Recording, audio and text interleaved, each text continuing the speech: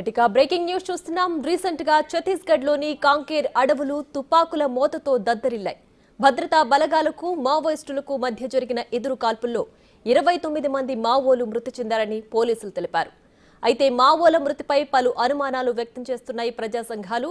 వారంతా ఎన్కౌంటర్లోనే చనిపోయారా లేక అక్కడికి తీసుకెళ్లి కాల్ చేశారా అనే డౌట్స్ రైజ్ చేస్తున్నారు పౌర హక్కుల నేతలు.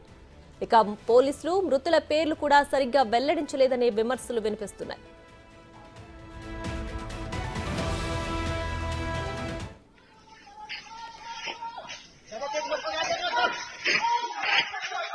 एकदम आगे नहीं, एकदम आगे नहीं, एकदम आगे नहीं, आराम से आग लेते हुए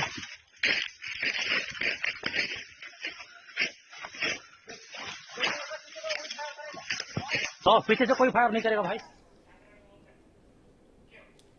ఈ ఏడాదిలో 79 మంది మావోయిలు హతమయ్యారు. నెల వ్యవధిలోనే 54 మంది మావోయిస్టులు మృతి చెందారు. 2008 తర్వాత ఇదే భారీ ఎన్కౌంటర్ అని చెబుతున్నారు.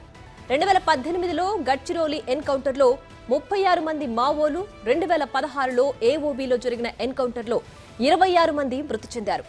ఇటీవల కాంకేర్ అడవుల్లో జరిగిన ఎన్కౌంటర్లో regional committee member Sudhakar alias Shankar హతమయ్యాడు.